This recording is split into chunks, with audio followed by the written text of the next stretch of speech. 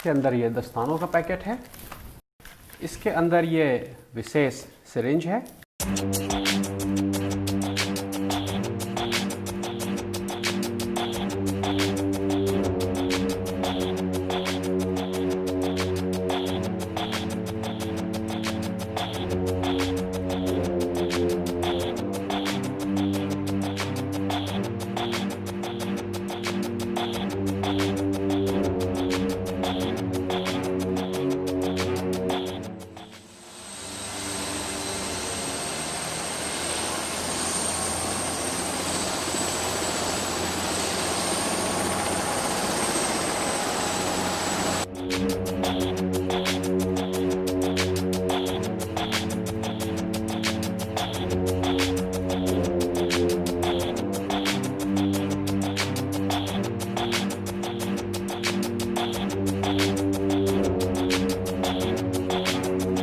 तो आज मौका आ गया है वैक्सीन को अनबॉक्स करने का।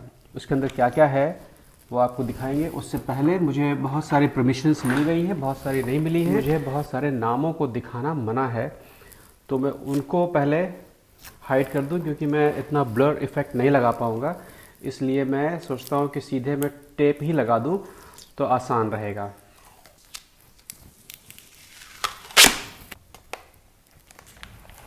तो आज वो दिन आ गया है जिस दिन हम लोग अपनी वैक्सीन, मॉडर्ना वैक्सीन जो है उसकी अनबॉक्सिंग करेंगे। उससे पहले कि वैक्सीन की अनबॉक्सिंग शुरू की जाए, आपको कुछ चीज़ें बता देते हैं। बहुत सारे लोगों ने मुझसे पूछा कि क्या मैं आपकी इस वीडियो को शेयर कर सकता हूं, क्या मैं इसका इस्तेमाल कर सकता हूं। उन सभी लोगों को लगभग जवाब दिया गया है। लगभग 250-300 लोग थे, उन लोगों ने पूछा, जवाब दिया गया है। आप जिन जिन ने ये मेल किया है, आप इस वीडियो को शेयर कर सकते हैं क्योंकि ये वीडियो राइट फ्री में बना रहा हूँ उन लोगों के लिए जिन्होंने ईमेल के द्वारा इसकी परमिशन मांगी है। मैं चाहता हूँ कि हर कोई देखे, मैं चाहता हूँ कि कोई धोखा ना हो लोगों के साथ में, और मैं चाहता हूँ कि जानकारी बढ़े। जिस चीज़ की खुशखबरी आपको इतने दिनों से दी जा रही थी वो देखने में कैसी दिखती है या यहाँ पर कैसी दिखती है। अपने यहाँ शायद कोई दूसरी तरीके से आए, लेकिन यहाँ पर जितने भी प्रोटोकॉल और सुरक्षा के मापदंड होते हैं उनके आधार पे ये एक बॉक्स बनाया गया है।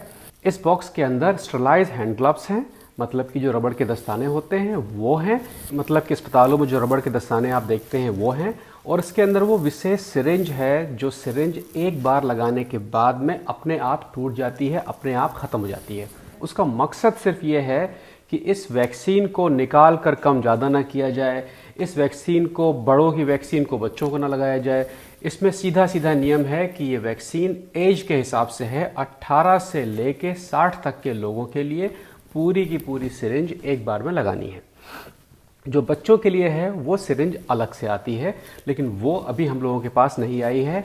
ये जब बाजार में आएगी तो देखने में डिब्बा कुछ इसी तरह का होगा, लेकिन ये फिलहाल ये फाइनल ट्रायल के लिए है। जब ये यहाँ से ओके हो जाएगी तब ये यहाँ के अस्पतालों में आएगी। यहाँ पर कोई भी दवा बाजार में नहीं बिकती है, इसलिए ये बाजार में तो कभी नहीं मिलेगी, लेकिन इसका ऑर्डर जरूर किया जा सकेगा क्योंकि ये पूरे के पूरे कमर्शियल पर्पज से बनाई गई है।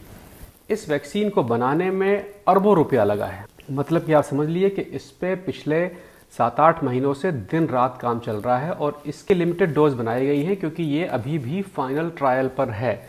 मतलब कि अगर इस पैकेट की मैं कीमत निकालूंगा जितने भी अभी तक वैक्सीन बनी है, तो ये पैकेट शायद कुछ 25 या 26 हज़ार रुपये का होगा।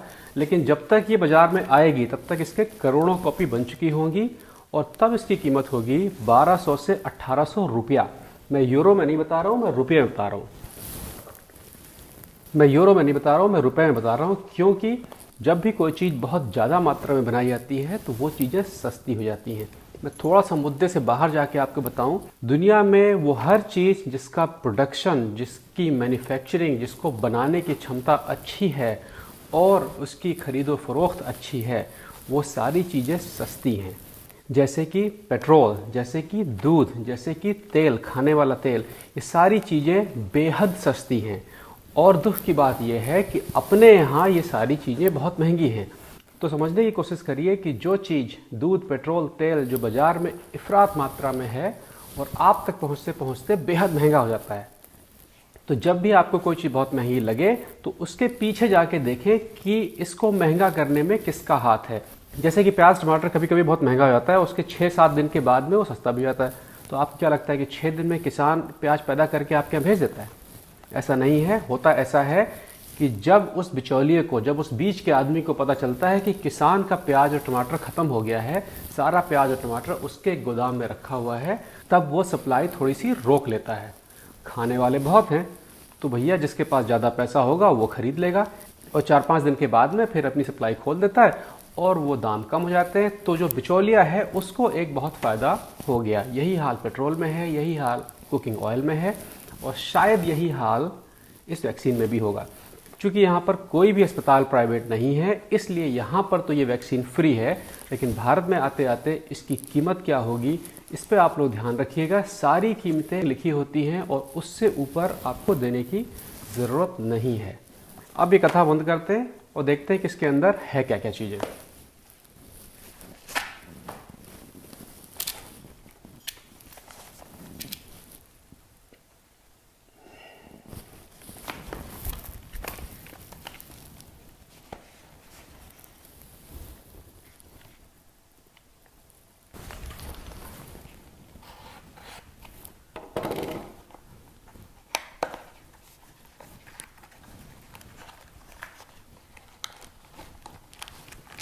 के अंदर ये दस्तानों का पैकेट है, इसको मैं किनारे कर दूं। इसके अंदर ये विशेष सिरिंज है, इसको मैं इधर रख दूं। और ये एक खर्रा है कि इसमें कौन सी दवा है, क्या कैसे है, पूरा हिसाब किताब जो होता है वो इसके अंदर है। इसको भी मैं अब किनारे कर दूं।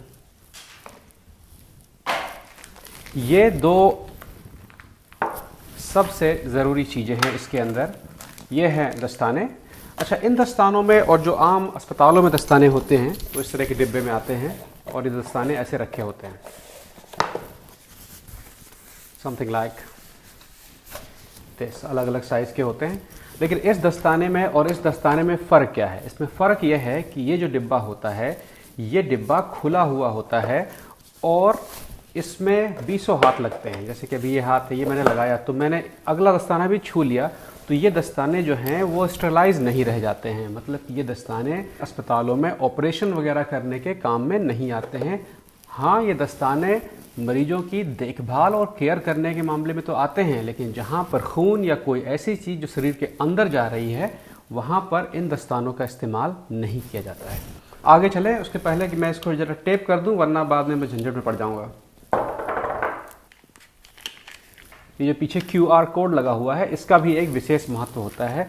चूँकि ये वैक्सीन अभी ट्रायल पर्पज़ के लिए है, इसलिए होता ये है कि हर डिब्बे में कुछ असली और कुछ नकली वैक्सीन्स होती हैं, जो बाहर से दिखने में बिल्कुल ऐसी होती हैं।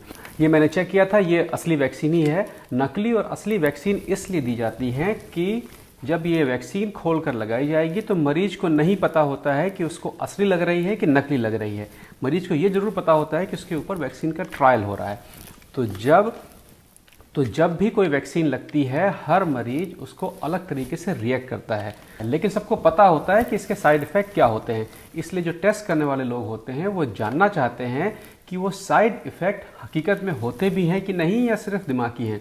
तो ये भी हो सकता है कि आपको ये टेस्ट वैक्सीन लगाई गई, बाद में डॉक्टर ने QR से चेक करके देख लिया कि भैया ये तो नकली थी, पानी है खाली, और आपको वो सिम्टम्स आ रहे हैं जो साइड इफ़ेक्ट वाले सिम्टम्स होते हैं, तो चेक कर लिया जाता है कि भैया ये दिमागी है, ये असलियत नहीं है। इसलिए जो टेस्ट वैक्सीन होती हैं उसमें लगभग 30 से 45%, माने लगभग आधी वैक्सीन पानी होती, नकली होती है, और केवल डॉक्टर्स को पता होता है कि वो असली वाली लगी है उसको या नकली वाली लगी है। चूँकि मुझे अनबॉक्सिंग करनी थी इसलिए मैंने इसको टेस्ट कर लिया था, ये ओरिजिनल वाली है। सबसे पहले इसको किनारे कर देते हैं। ये स्टरलाइज दस्ताने हैं, इनको पहले खोला जाएगा। इनका खोलने का और लगाने बिछाने का भी एक तरीका होता है। देखिए, ये पैकेट जो है, ये पैकेट हमेशा ऊपर से आधा खुला होता है, जिससे कि ये खोलना आसान हो। तो ये पैकेट पहले यूँ खोला जाएगा। इसके अंदर जो ये पेपर है ये निकाला जाएगा। ये पेपर भी स्टरलाइज है, लेकिन चूंकि मेरे हाथ स्टरलाइज नहीं है, ये सब गंदे हैं, मतलब हालांकि मैंने धोए हैं साबुन से, उसके बाद भी इसमें बैक्टीरिया और तमाम चीज़ें होती हैं। इसलिए इसका एक पूरा प्रोटोकॉल है कि ये कैसे इस्तेमाल की जाती है। हमेशा डॉक्टर या नर्स जहाँ पर ये वैक्सीन लगाते हैं वो सरफेस बिल्कुल सीधी होनी चाहिए और उस पर काफ़ी जगह होनी चाहिए। इसको पहले खोला जाता है। खोलने के बाद में अगर आप देखेंगे तो इसमें बना हुआ है कि कौन सा दस्ताना किस हाथ के लिए है, लेफ्ट या राइट, लेफ्ट या राइट। इसको यहाँ तक तो मैं इसको ऐसे ही खोलूँगा, ये मेरा राइट हैंड है, ये मेरा लेफ्ट हैंड है। इसको मैं फिर खोलूँगा।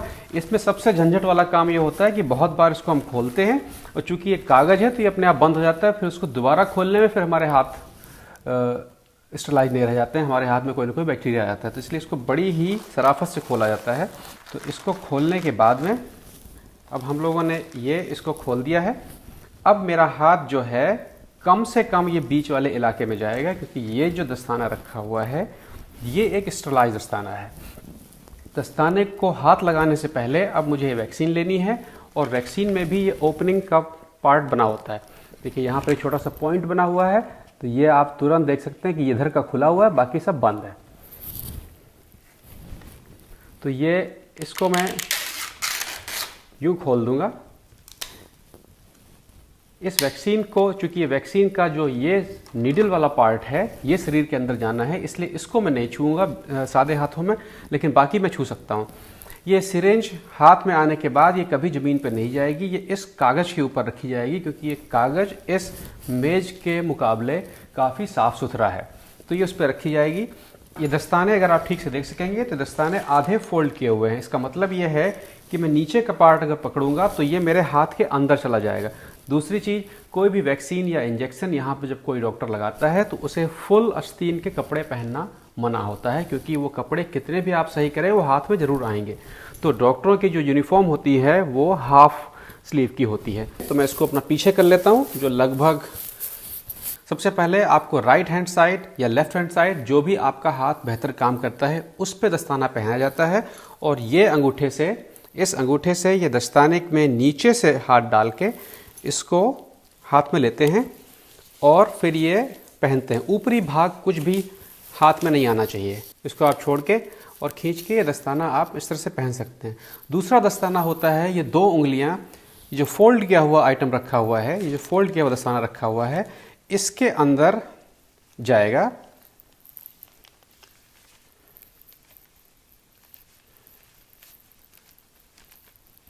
क्योंकि अगर अब हम नीचे से पकड़ेंगे तो ये जो दस्ताना है मेरे हाथ में छुएगा, तो ये स्टरलाइज नहीं रह जाएगा, इसलिए इसको नीचे की तरफ से पहनना है। तो ये हाथ में इस तरह से जाएगा। ये हाथ में यूँ पहनने के बाद आपका हाथ जो है ये इसके अंदर पहुंच जाएगा। और अब आप देख रहे होंगे कि ये ऊपरी भाग मैंने दस्ताने का पकड़ा हुआ है, निचला भाग नहीं छुआ हुआ है, और ये मैं आपको ऐसे छोड़ देंगे। अब यहाँ पर बाकी मुझे कुछ नहीं करना है। अब आपको ध्यान ये देना है कि कौन सा हाथ ऐसा है जिसका उपयोग आप मरीज के लिए करेंगे और कौन सा हाथ ऐसा है जिसका उपयोग आप बाकी कामों के लिए करेंगे। जैसे कि आपको मरीज के साथ में बैठना है, मरीज से बात करनी है, हो सकता है आपको कोई कपड़ा उठाना हो, तो ज़्यादातर काम मैं इस हाथ से करता हूं और ये हाथ मैं अपना मरीज के लिए रखता हूं। तो इस हाथ से मैं अब कुछ नहीं छूऊंगा और इस हाथ से मैं सिरिंज वगैरह अपना पकड़ता रहूँगा। अब मुझे चश्मा छूना मना है, बाल छूना मना है, गाल वाल छूना मना है। अब मैं सिर्फ और सिर्फ मरीज के लिए हूँ, अपने लिए नहीं हूँ। अब मैं सिरिंज उठाऊँगा और इसकी जो नीडल है ये खोलूँगा। अब आप देखेंगे कि देखने में बिल्कुल साधारण सिरिंज दिख रही है और जो इसके अंदर लिक्विड भरा हुआ है ये वैक्सीन है। यही वो खुशखबरी है जिसके लिए आप लोग इतने दिनों से इंतज़ार कर रहे हैं। अभी 6 महीने और इंतज़ार करना है, उसके बाद आप तक पहुंच जाएगी। फ़िलहाल जो ये वैक्सीन है ये 2 साल तक काम करती है। ये रिसर्च कहता है कि 2 साल तक काम करती है, शायद कम भी करती हो, शायद ज़्यादा भी करती हो, लेकिन आइडिया ये है कि इस फाइनल ट्रायल के बाद में यही वैक्सीन बाज़ार में आएगी और जब अगले साल जो दूसरा वर्जन आएगा वो शायद 4 से 5 साल काम करेगा या और बेहतर होगा। लेकिन फ़िलहाल अब और समय नहीं है, इसलिए ये 2 साल वाली ही बाज़ार में आ रही है। तो मॉडर्ना अगर आप लोग लेंगे तो वो 2 साल काम करेगी। इसके अलावा जो दूसरी वैक्सीनें हैं उनका मुझे उतना ठीक से आइडिया नहीं है, शायद वो ज़्यादा दिन काम करती हूँ, लेकिन मॉडर्ना फ़िलहाल 2 साल ही काम करती है। तो जनाब ये है वो वैक्सीन। और अगर मैं इसको, तो मैं इसका इस्तेमाल करके दिखाता हूँ। इसमें थोड़ा सा एयर बबल है, उसको मैं निकाल दूँ पहले। ये कहाँ पर लगाई जाती है, मसल्स में या फैट में, वो सब मैं आपको नहीं बताऊंगा क्योंकि बहुत सारी जानकारी मुझे देने का अधिकार नहीं है, वरना आप ही डॉक्टर बन जाएंगे, खुद लगा लेंगे वैक्सीन। तो ये सीधी बिल्कुल लगाई जाती है और लगाने के बाद ये पूरा का पूरा इसको अंदर पेश कर दिया जाता है। अब जब मैं इसको बाहर निकालूंगा तो देखेंगे आप कि ये सुई जो है ये अंदर जा चुकी है। अब यहाँ पर ऊपर कुछ भी नहीं रह गया है, इसका कोई भी दोबारा इस्तेमाल नहीं हो सकता है। ये जो सिरिंज है ये खींचने पर ये वापस भी नहीं आएगी और सिरिंज की नीडल ये जो हरी लाइन है इसके अंदर चली जाती है। अब ये यूजलेस हो चुकी है। इसको अब मुझे इसमें रखकर, इसको आज के नियम के अनुसार अब मुझे इसके अंदर रखकर इस पूरे पैकेट को मुझे अस्पताल को वापस करना है और मुझे बताना है कि इसका इस्तेमाल मैंने कहाँ पर किया है। मैंने मक्खन को लगा दिया था क्योंकि हमारे शरीर मक्खनी जैसे होते हैं, हम लोग थुलथुले मोटे लोग हैं, तो मक्खन लगा दिया था मैंने। तो जनाब ये थी वैक्सीन। अब इसके बारे में अगर कोई सवाल जवाब हो तो आप बताइएगा और इस वीडियो को आप खूब शेयर कर सकते हैं, इस्तेमाल कर सकते हैं। मैं चाहता हूं कि सब लोग देखें, सब लोग जानें कि ये कौन सी बला है जिसकी खुशखबरी आपको बढ़ रही इतने दिनों से और आ नहीं रही है, हो क्या रहा है इसका। मैं पिछले हफ्ते ट्रॉमा हेलीकॉप्टर में गया था। अगर आप जानना चाहते हैं कि ट्रॉमा हेलीकॉप्टर के अंदर क्या क्या होता है, कैसे मरीज तक पहुंचता है, कौन कौन सी दवाएं होती है, कितने डॉक्टर बैठते हैं, क्या होती है पूरी कहानी ट्रॉमा हेलीकॉप्टर के बारे में अगर जानना चाहते हैं तो आप लिख भेजें। आपके लिखने के हिसाब से फिर मैं एपिसोड वो बना दूंगा। यहाँ पर कोरोना 2 की लहर शुरू हो गई है, लेकिन इकोनॉमी खराब ना हो इसलिए बहुत सारे अच्छे अच्छे नए नियम बनाए गए हैं। आने वाले भागों में उस पर बात करेंगे कि कैसे आप कोरोना से बचे रहें और अपनी जेब भी बचाए रखें।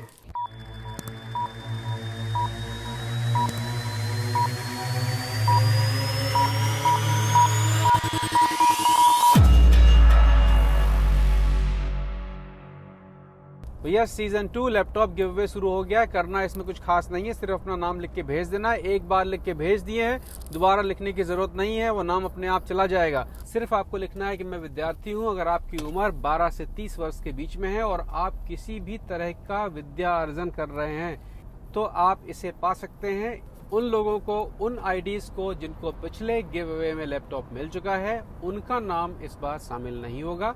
बाकी सबका वेलकम है।